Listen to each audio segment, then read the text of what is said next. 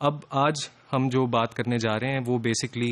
Art की form क्या होती है, उसमें क्या कंपोनेंट्स होते हैं और फिर उसकी इंटरप्रिटेशन किस तरह से होती है। पहले हमने ये डिस्कस किया था कि आर्टिस्ट के पर्सपेक्टिव से जो फॉर्म है उसमें किस तरह से mental qualities, mental capabilities express होती हैं और आप उन आर्टिस्टिक क्वालिटीज़ को किस तरह से आइडेंटिफाई कर सकते हैं। तो एक फॉर्म और व्यूअर का भी आपस में रिलेशनशिप है जो आपको एज टीचर समझने की ज़रूरत है, क्योंकि जब तक आप आर्ट को एज प्रोसेस नहीं समझेंगे कि आर्टिस्ट के जहन की एक इन्फॉर्मेशन है जो कि कंप्रेस होती है इनटू अ विजुअल फॉर्म और फिर वो व्यूअर के जहन के अंदर जाके डीकम्प्रेस होती है, अगर ये पूरा प्रोसेस आपके जहन में नहीं होगा तो फिर टीचिंग मेथड डेवलप करने में आपको मुश्किल पेश आ सकती है। तो फॉर्म के अंदर जो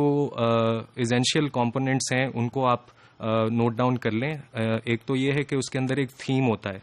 और फिर उसके साथ साथ कंटेंट होता है, जो मैं पहले आपको एक्सप्लेन कर चुका हूँ कि एक कंटेंट जो है उसमें ये इम्पोर्टेंस शामिल होती है कि वो जो भी आइडिया है वो किस हद तक नेसेसरी है, कितना रेलेवेंट है। उसके बाद फिर कॉम्पोजिशन होती है जिसमें डिफरेंट किस तरह से वो प्लेस करेगा कैरेक्टर्स को, डिफरेंट ऑब्जेक्ट्स जो वो पेंटिंग में इस्तेमाल कर रहे हैं उनकी फोरग्राउंड में रखेगा उनको या बैकग्राउंड में रखेगा, पूरी ओवरऑल कॉम्पोजिशन किस तरह से होगी। और स्पेशली ये कि आर्टिस्ट जो है वो इस बात का ख्याल रखता है कि जो व्यूअर है उसकी आई की मूवमेंट किस तरह से वो स्ट्रक्चर करेगा उस मोशन को। तो इसके बाद फिर आप स्टाइल आपको ऑब्जर्व करना पड़ता है फॉर्म के अंदर कि वो किस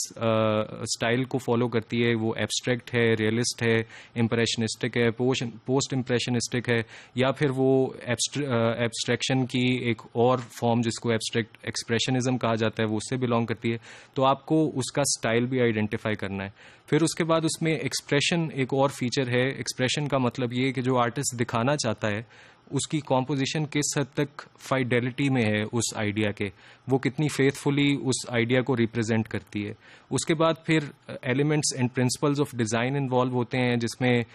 यूज़ ऑफ बेसिक एलिमेंट्स जो आर्ट के अंदर होते हैं और फिर जो उसमें टेक्निक्स यूज़ होती हैं, जिस तरह से रेपिटेशन एक आर्टिस्ट दिखाता है, जिस तरह से बैलेंस वो बनाता है कॉम्पोजिशन के अंदर। फॉर एग्जाम्पल अगर ब्लू कलर वो इस साइड पे यूज़ कर रहा है तो एक ब्लू डॉट आपको राइट साइड पे उसको बैलेंस करने के लिए यूज़ करना पड़ता है, तो एक बैलेंस का भी उसको ख्याल रखना पड़ता है। फिर प्रोपोर्शन को उसको देखना पड़ता है। उसके बाद फिर वो स्केल देखता है पेंटिंग का और हार्मनी देखता है कि कैरेक्टर्स के दरमियान हार्मनी किस तरह से। तो ये डिफरेंट एलिमेंट्स और प्रिंसिपल्स भी उसमें इस्तेमाल होते हैं। उसके बाद जब आप व्यूअर के एंड पे देखते हैं तो व्यूअर जो है उसने उस पेंटिंग को जब इंटरप्रेट करना है तो वो प्रोसेस वैसे तो स्विफ्टली होता है कि आप इमीडिएटली आपको ये एक्सपीरियंस होता है कि इस पेंटिंग के अंदर एक आइडिया है और वो इस तरह से एक्सप्रेस हुआ है, लेकिन उसकी एक बहुत सारे स्टेप्स इन्वॉल्व होते हैं उसमें। उन स्टेप्स को जानना इसलिए ज़रूरी है कि जब आप टेलर करते हैं एक आर्ट पीस को, जब आप एक स्टूडेंट को बताएंगे कि उसने आर्ट किस तरह से डेवलप करना है, एक आर्ट वर्क के अंदर एसेंशियल फीचर्स क्या होने चाहिए, तो आप उसको व्यूअर के पर्सपेक्टिव से बता सकते हैं, जिससे वो एक मोर डायरेक्टेड अंडरस्टैंडिंग एक आर्टिस्ट को आप दे सकेंगे। व्यूअर के पर्सपेक्टिव में आप ये जहन में रखिए कि पहले तो उसका सेंस ऑर्गन है जिससे वो उस आर्ट को परसीव कर रहा है। अगर म्यूज़िक है तो वो उसको सुनेगा कान के ज़रिए, अगर आर्ट विजुअल है तो वो उसको आँख के ज़रिए देखेगा, उसके रेटिना पे एक इमेज कास्ट होगा और फिर वो इमेज जो है वो उसके ब्रेन प्रोसेसेस रिसीव करेंगे। मॉडर्न साइंस में जो ब्रेन और माइंड है ये दो अलग चीज़ें हैं। इसको सेपरेट इस तरह से किया जाता है कि ब्रेन प्रोसेस वो हैं जो कि बायोलॉजिकल हैं और उनकी बायोकेमिकल लैंग्वेज होती है, न्यूरॉन्स होते हैं, नर्व सेल्स होते हैं, और ब्रेन प्रोसेसेस सिर्फ दिमाग के ऊपर दिमाग से रिलेटेड होते हैं। लेकिन जो मेंटल प्रोसेसेस हैं ये लेटेस्ट साइंस बताती है कि ये क्वांटम एनर्जी प्रोसेस होते हैं, ये बिल्कुल सब एटॉमिक पार्टिकल से मिलकर बने होते हैं।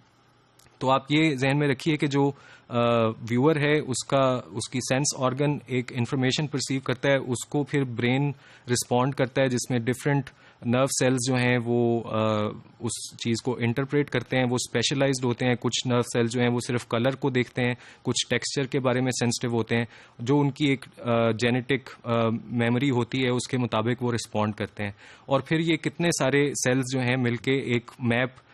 डेवलप करते हैं ब्रेन के अंदर, जिसको फिर माइंड परसीव करता है और उसके साथ एक सर्टन फीलिंग एसोसिएट होती है, उसको मेमोरी के साथ कनेक्ट किया जाता है और फिर जहन के अंदर जब वो फीलिंग कॉन्शियसनेस में आ जाती है तो फिर उसके बाद आइडियाज़ उससे लिंक होते हैं और एक सर्टन इंटरप्रिटेशन पे व्यूअर पहुंचता है। और ये जो सारी स्टेजेस हैं इसमें उस आर्ट के अंदर क्या कंटेंट, क्या स्टाइल यूज़ हुआ है, इसकी एक डायरेक्ट कॉरस्पॉन्डेंस है कि अगर कुछ ऐसे फीचर्स उस आर्ट में हैं जिनका ताल्लुक व्यूअर उनकी जो मेमोरी है उसके साथ है ही नहीं, तो वो उनको समझ नहीं पाएगा। कुछ ऐसे सिंबल्स आप यूज़ कर रहे हैं जो एक सर्टन ग्रुप ऑफ पीपल को समझ में आते हैं लेकिन एक सोसाइटी को नहीं समझ में आ सकते, तो फिर उस आर्ट की एप्रिसिएशन महदूद हो जाएगी चंद लोगों तक। तो आपको एज टीचर्स ये भी समझने की ज़रूरत है कि किस तरह से व्यूअर के जहन में आर्ट वर्क इंटरप्रेट होता है, ताकि आप उसके अंदर जो सिंबल्स यूज़ हो रहे हैं, जो टेक्निक्स यूज़ हो रही हैं, उनको एक डायरेक्टेड वे में आप एक स्टूडेंट को गाइड कर सकें।